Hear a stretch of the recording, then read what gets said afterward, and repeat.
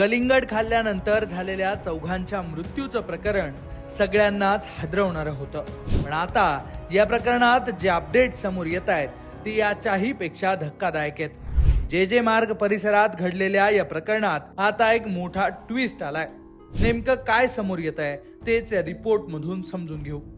सुरुवातीला food poisoning वाटणाऱ्या या घटनेत घातपाताचा संशय आता व्यक्त केला जातोय.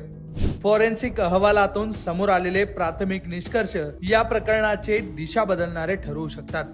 कारण या प्रकरणात प्लॅन करून विष प्रयोग केल्याची दाट शक्यता आता वर्तवण्यात येते. 25 एप्रिलच्या रात्री घरात पाहुणे येऊन गेल्यानंतर अब्दुल्ला डोकाडिया, त्यांची पत्नी नसरीन आणि 2 मुली आयेशा आणि झैनब यांनी रात्री कलिंगड खाल्लं होतं. रात्री 1 वाजता हे कलिंगड खाल्ल्यानंतर काही तासांतच त्या सगळ्यांना उलट्या आणि जुलाबाचा त्रास सुरू झाला. यानंतर बऱ्याच वेळानं हे सगळं शेजाऱ्यांना कळलं. तेव्हा त्यांनी इमारतीतच राहणाऱ्या एका डॉक्टरांना बोलावलं. डॉक्टरांनी जेव्हा घरात जाऊन परिस्थिती पाहिली तेव्हा त्यांना भयंकर चित्र दिसलं.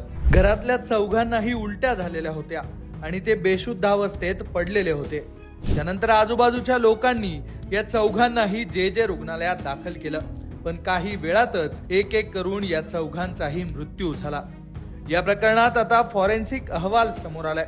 यामधल्या काही गोष्टी या हादरवून टाकणाऱ्या आहेत. अवयवाचा रंग बदलला. डॉक्टरांना शवविच्छेदनादरम्यान मृतांचे मेंदू, हृदय आणि आतडे हिरवे पडल्याचं दिसलं. तज्ञांच्या मते फूड पॉयझन झाल्यावर अवयवांचा रंग अशा प्रकारे बदलत नाही. त्यामुळे हे सगळं एखाद्या विषारी द्रव्यामुळेच होऊ शकतं अशी शक्यता वर्तवली जाते. शरीरात आढळलं मॉर्फिन. मृतांपैकी अब्दुल्ला डोकाडिया यांच्या शरीरात मॉर्फिन या अंमली पदार्थाचे अंश सापडल्याची माहिती समोर आली आहे, ज्यामुळे घातपाताचा संशय आणखी बळावलाय. तपासातले अडथळे.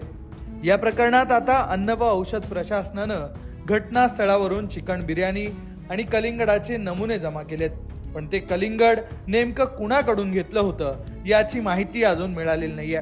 कारण आसपासच्या परिसरातले विक्रेते हे बेपत्ता असल्यानं त्यांची चौकशी करणं कठीण जात आहे. 2019चं प्रकरण. अब्दुल्ला डोकाडिया हे 2019 मध्ये एका मोठ्या रिअल इस्टेट फसवणूक प्रकरणात महत्वाचे साक्षीदार होते. 2026 मध्ये या प्रकरणाची सुनावणी होणार होती. या जुन्या वादातून हा प्रकार घडलाय का याचाही आता पोलीस शोध घेत आहेत. आत्महत्येचा अँगल. पोलीस नातेवाईकांचे जबाब नोंदवत असून घरगुती वाद किंवा नैराश्यातून या कुटुंबानं सामूहिक आत्महत्येचा प्रयत्न केलाय का या दिशेनंही पोलीस तपास करतायत. दरम्यान अन्न व औषध प्रशासन आणि फॉरेन्सिक सायन्स लॅबोरेटरीचा सविस्तर अहवाल आल्यानंतरच या चौघांच्याही मृत्यूचं नेमकं कारण स्पष्ट होणार आहे. सध्या मुंबई पोलीस सर्व बाजूंनी तपास करतायत. त्यामुळे कलिंगडामध्ये गुंगीचं औषध होतं किंवा विष टाकण्यात आलेलं होतं का हे शोधण्याचं मोठं आव्हान आता पोलिसांसमोर असणार आहे. या संपूर्ण घटनेबद्दल तुम्हाला नेमकं काय वाटतंय ते कमेंट बॉक्समध्ये नक्की लिहा आणि अशाच घडामोडी जाणून घेण्यासाठी तुम्ही लोकमत पाहत रहा.